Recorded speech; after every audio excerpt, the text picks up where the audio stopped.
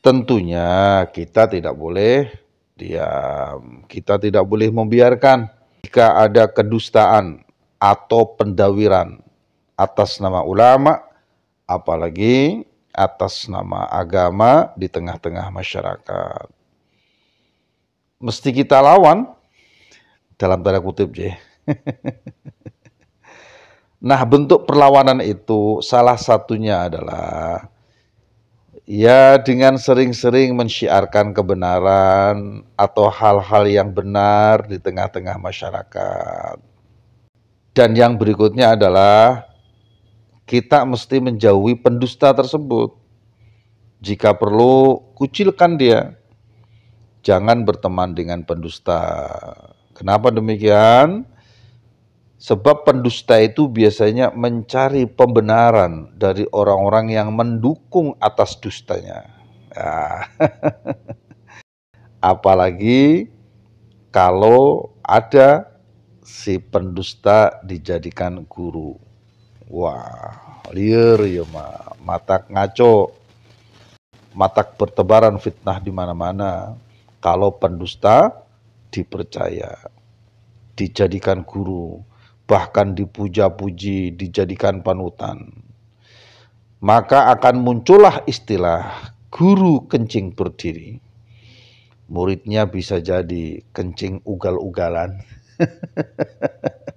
sambil loncat-loncat. Masya Allah, ya Allah, ya Karim.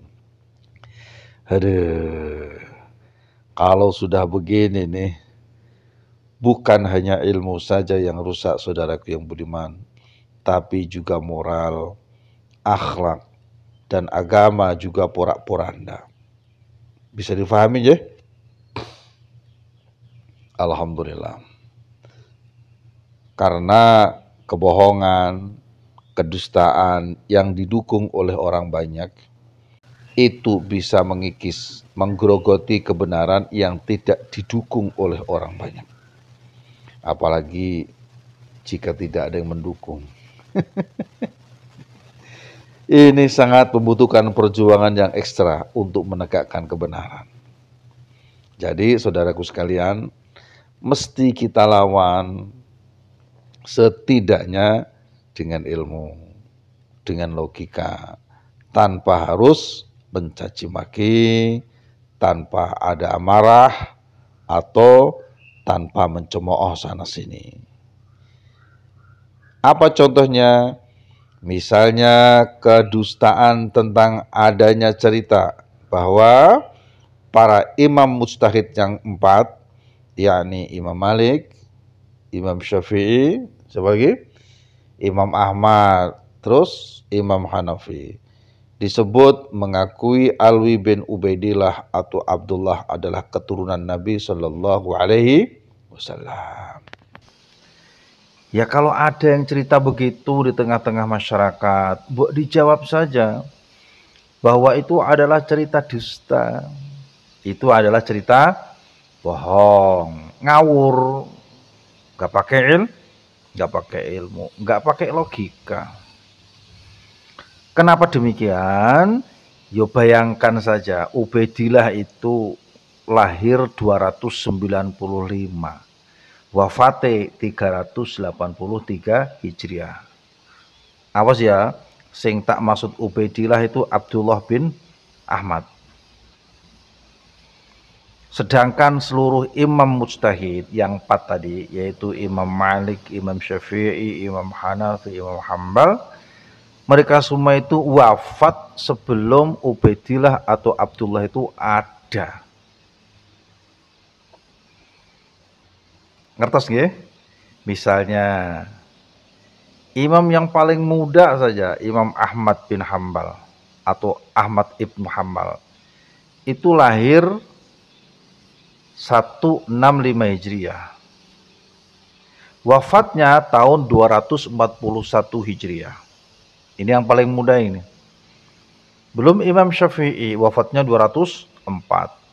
Imam Malik bin Ahmad yang wafat tahun 174 Hijriah. Lalu Imam Hanafi wafat berapa? 150 Hijriah. Jadi gimana ceritanya?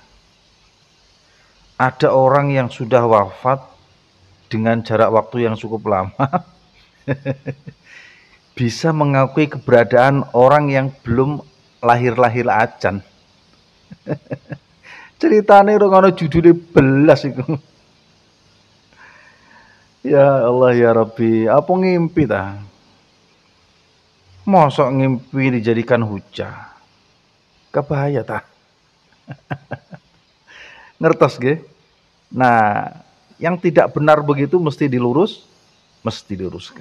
Bahkan ada juga yang menceritakan bahwa Syekh Imam An-Nawawi Al-Bantani atau Al-Jawi nggih terkenalipun pernah mengisbat mengakui Ubaidillah atau Abdullah adalah putra Ahmad bin Isa.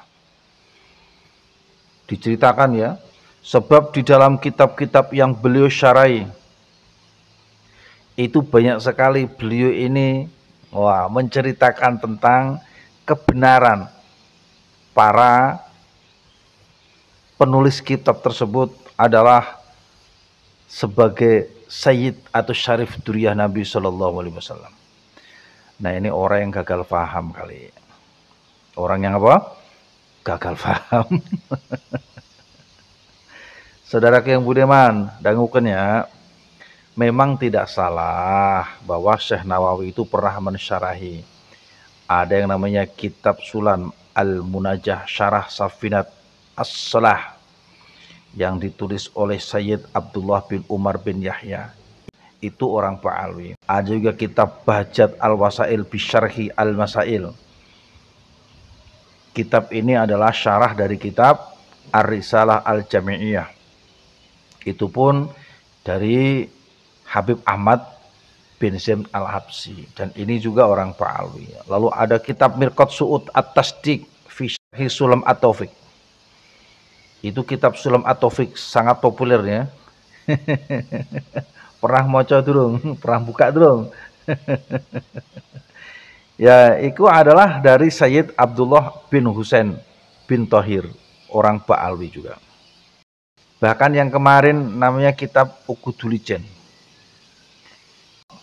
Beliau mensyarahi dari kitab Risalah Al-Muta'alliqah bi Umuri Zaujen. Kalau di pesantren kami terkenalnya dengan kitab Risalah Ba'at An-Nasikhin. Kita cari-cari siapa nama penulis kitab ini, memang tidak disertakan di situ. Yang diceritakan bahwa di dalam kitab-kitab itu beliau itu sebetulnya hanya mengkabarkan. Apa? Mengabarkan, mengikhbar, menjelaskan secara gamblang apa? Cetha welo-welo. Ya istilah apa? Mengibroskan tina kalimat-kalimat nohese dipahami dalam kitab yang beliau syarah tersebut. Masalah naon? Tentang beberapa orang yang belum tahu, belum faham, terutama orang-orang yang di luar Jawa, orang-orang yang di luar Nusantara, tentang Al-Habib Ayil Mahbubu As-Sayyidu. Yang kemudian oleh Mbah Syekh Nawawi ini dijelaskan, yakni yang disebut Habib itu adalah para sayyid keturunan Nabi Sallallahu Alaihi Wasallam. Sebab istilah Habib atau istilah Hababa itu hanya ada di Nusantara dikenalnya, ya di Jawi lah. Jadi belahan dunia yang lain tidak ada. Yang ada itu di Nusantara, istilah Habib. Maka beliau menjelaskan. Nah, tolong difahami, menjelaskan itu bukan berarti membenarkan. Menghabarkan itu bukan berarti mengisbatkan bahwa para Ba'alwi adalah dzurriyyah Nabi Shallallahu Alaihi Wasallam. Apalagi kitab-kitab yang beliau syarah itu kan bukan kitab nasab. Kartos nggih. Alhamdulillah. Ini perumpamaan, mudah-mudahan paham nih. Saya punya mbah. Mbah saya ini kedatangan tamu. Orangnya baik, soleh, tawadhu, sopan, pinter ngaji. Anggap saja namanya adalah sopo? Mansur. Ya, Sur ya. Anggap aja namanya Mansur. Orangnya santun, orangnya suka berpeci, suka ke masjid. Beliau datang ke mbah saya itu mengaku sebagai mengaku sebagai cicitnya Mbah Khalil Bangkalan. Nah, ngaten nuwun nggih. Maka dengan otomatis tanpa basa-basi, mbah saya ini sebagai seorang yang alim, orang yang tawadhu, orang yang kenal persis siapa Mbah Khalil Bangkalan, tentu tanpa banyak cerita dong, dia akan mengiyakan. Wih, yes, gitu lawan bahasa saya nama. Nggih gitu. Ya, kartos nggih. Dan pasti mbah saya pun menganggap kalau Mansur itu adalah orang yang salih, orang yang alim, wong ngakune cicite wong alim. Tentu tanpa cross check. Ya gimana cross checknya? Ini bukan masalah nggak percaya saja, tapi cara cross checknya juga sulit zaman baheula itu. Tong dibayangkan jeung zaman kiwari, zaman ayeuna mah gampang ya. Aya telepon, aya WA, aya Instagram, baheula mah bora telepon ngasep, juragan bager.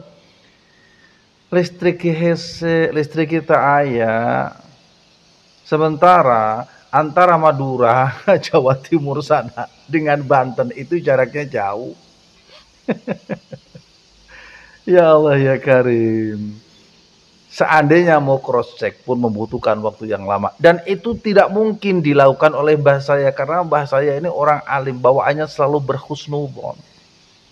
Sebab era-era tradisi di zaman itu dibangun atas dasar saling percaya.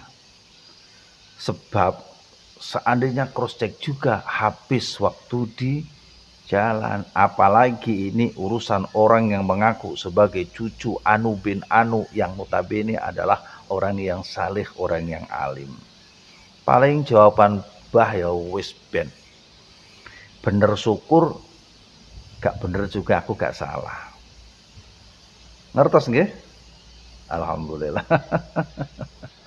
Nah, saudaraku yang budiman, berjalanlah beberapa waktu. Mansur di masyarakat itu dikenal sebagai orang yang alim, orang yang saleh, dibawa kemana-mana oleh mbah saya. Terjadilah prasangka namanya husnudon. Sampailah beberapa daerah yang lain mengenal Mansur sebagai orang yang alim, orang yang saleh, cicitnya Mbah Khalil Bangkalan. Itu namanya sukhrah wal istifadhah. Kartos nggih. Nah, beberapa tahun berlalu ada seseorang yang mendapatkan informasi tentang Mansur tersebut. Kemudian orang itu menyelidiki, anggap saja orang itu kakak saya lah ya, namanya Burhan begitu ya. Nah, Mas Burhan ini suatu hari dapat informasi bahwasanya Mansur itu bukan cicit Mbah Khalil, Gus. Diselidiki, ditelisik, ditelusuri, ternyata benar. Setelah ditelisik, ditelusuri, ternyata tidak terkonfirmasi bahwasanya Mansur itu memang benar tidak cicitnya Mbah Khalil Bangkalan. Kemudian melaporlah kakak saya ini ke mbah saya.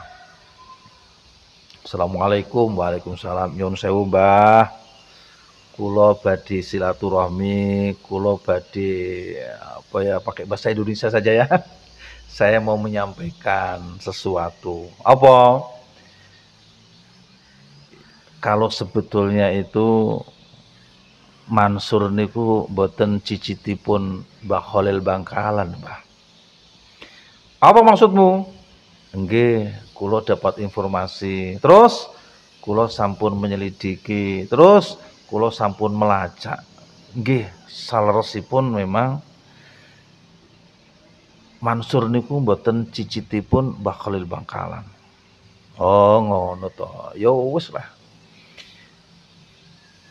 Cicite syukur gak ya gak apa-apa. Setidak-tidaknya orang yang mengaku duriahnya orang yang baik itu dia ingin menjadi orang baik. Wis ngono ae. Ini kata mbah saya, orang-orang dahulu itu bijaksana kalau ngomong itu. Sederhana tapi maknanya dalam. Saya mau nanya sama panjenengan semua. Nggih, apakah Mas Burhan ini termasuk orang yang suul adab kepada mbah saya? Nah, menurut saya pribadi, ini bukan suul adab, saudaraku. Ini justru yang namanya husnul adab. Yang suul adab tuh gini nih. Ketika Burhan itu tidak percaya kepada Mansur sebagai cicitnya Mbah Khalil Bangkalan atas dasar prasangka. Datang dia ketemu mbah saya. Nyun sewu mbah, saya mau melaporkan apa? Kata mbah saya mau melaporkan mbah bahwasanya Mansur itu mboten cicitipun Mbah Khalil Bangkalan. Karepmu piye? Kula curiga. Apa buktine? Mboten wonten. Wah, iku mbahku pasti ngamuk iku lho, kowe iku curiga karo wong aneh-aneh. Masya Allah ya Karim. Nah yang seperti begini namanya su'ul adab. Sebab tidak ada bukti, tidak ada data berdasarkan prasangka. Tapi kalau yang pertama tadi, yang Mas Burhan tadi sampaikan itu ada datanya. Hasil penelitiannya ada, disampaikan kepada mbah saya. Sehingga mbah saya mantuk-mantuk. Piye meneh, Cung? Wong memang awake dhewe wis berhusnudzon. Ya wis gak apa-apa, ora dosa nganggep wong apik iku keturunane wong apik. Muga-muga memang bener-bener keturunane wong apik si Mansur iki. Ya paling begitu, doa dan berdoa. Ngertos, Jeh? Nah, demikian itu yang kami sampaikan dalam tamsil itu sebagai suhrah wal istifadhah. Sehingga siapapun dia, orang yang alim berhak untuk kita muliakan. Mansur wonge alim. Jeh, pinter, soleh, ngaku sebagai duriahnya Mbah Khalil. Tapi ternyata tidak duriahnya Mbah Khalil. Enggak apa-apa. Enggak lantas orang mencabut dirinya sebagai murid dia. Karena dia sudah banyak murid, sudah mengajar di kampung mbah saya itu. Si Mansur itu. Enggak. Tradisi ulama itu ya selalu memuliakan orang yang alim.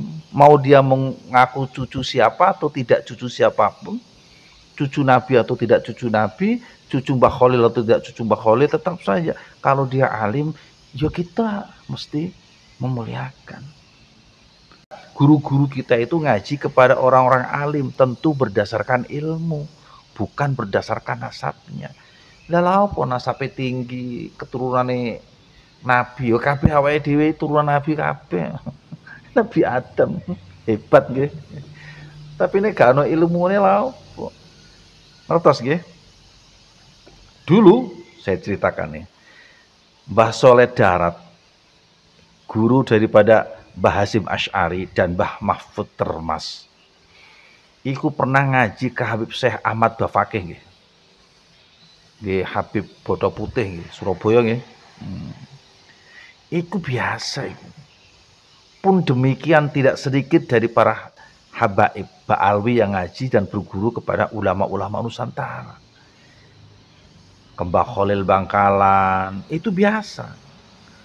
Dan sampai sekarang juga kan masih banyak dan masih jalan kebiasaan-kebiasaan semacam itu. Bahwa seorang alim senantiasa takzim terhadap orang-orang alim lainnya. Murid kepada guru itu sudah dari zaman baheula dan jangan dihubung-hubungkan dengan mengisbat nasab juragan. Kartos ente. Lah sekarang ini fenomena tentang nasab ba'alwi muncul itu kan karena beberapa penyebab. Tidak harus mencari kambing hitam kepada siapapun. Kita berhusnudon saja, barangkali memang wis wayahe iki. Sebab akan selalu ada hikmah di setiap peristiwa. Ngoten nggih? Alhamdulillah. Allahumma shalli wa sallim wa barik alaihi. Selama kita semua berpegang kepada ilmu yang memadai, ilmiah, gak ada yang salah, ya jangan dibentur-benturkan dengan doktrin kualat kek, doktrin apa meneh, suul adab lah, doktrin durhaka lah, doktrin kafir lah, apa meneh, doktrin wahabi lah, doktrin khawarij lah, macam-macam. Janganlah begitu. Itu namanya kalian mengadu domba sesama umat dan sesama anak bangsa. Ngertos nggih? Jadi sekali lagi saudaraku yang budiman, kalau hari ini sedang viralnya masalah nasab ba'alwi, ini bukan hal yang salah.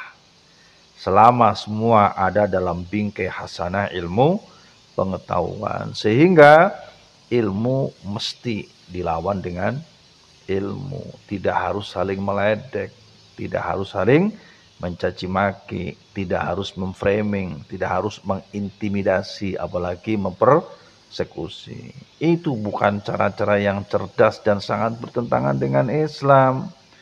Masa kita sedang memperbincangkan masalah nasabnya orang yang berkaitan dengan Nabi? Tahu kan Nabi? Apalagi Rasulullah Muhammad sallallahu alaihi wasallam ini makhluk suci yang Allah maksum. Mosok dengan cara-cara yang tidak baik. Malu dong kita sama Allah. Nggih. Atau kalau memang sudah tidak lagi punya malu kepada Allah, ya setidak-tidaknya malu kepada diri sendirilah.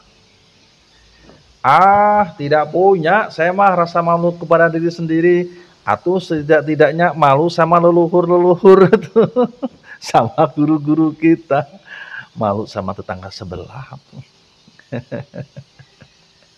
Ngertos nggih? Masya Allah. Nah saudaraku yang budiman, koreksi itu seharusnya menjadikan kita lebih hati-hati, lebih mawas diri dan introspeksi. Bukan malah mencak-mencak, mencaci maki. Maka saudaraku yang budiman, jawaban sederhana yang bisa meredakan suasana walau sifatnya sementara adalah ini, semua pihak, jangan ya, perbaiki diri, tidak mengulang kesalahan yang sama, dan yang tidak kalah penting, minta maaf. Nah, saudaraku yang budiman, ini nih dengerin, berkaitan dengan pertanyaan berikut. Ntar ya, tak buka dulu nih pertanyaannya. Mana-mana. Oh iya.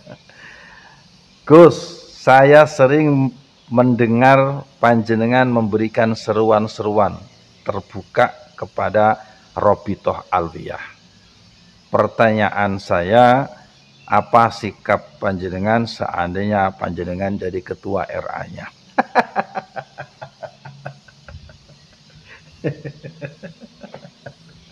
Ya Allah ya Karim. Ini sesuatu yang mustahil ya, sesuatu yang mustahil lah. Tetapi nggak apa-apalah, namanya juga pertanyaan kan, bahasanya menggunakan andai kan. Andai saja, umpamanya, andai kata. Kalau andai kata kan lamunnya, lamun cek Sundanya mah lamun teh berarti jauh tinanya. Nih, kalau saya jadi ketua RA, saya akan lakukan permintaan maaf dengan ketulusan hati atas nama seluruh habaib yang ada di Indonesia, atas hal-hal yang kurang mengenakkan selama ini, dan lain-lain, dan lain-lain, dan lain-lain. Tulis. Pertama. Yang kedua, saya akan menata ulang struktural RA dan juga menajamkan kembali ADART-nya. Pasti adalah ADART-nya dalam organisasi. J. Akan saya pertajam lagi peraturan-peraturan anggota tanpa kecuali. Oke, seandainya itu terjadi ya. Yang nomor 3, saya akan hadir menemui Kiai Imaduddin CS. Memenuhi undangan maksudnya. Hadir bari ngopi. Lamun resep udut yang bari ngudut. Hadir dalam satu majelis.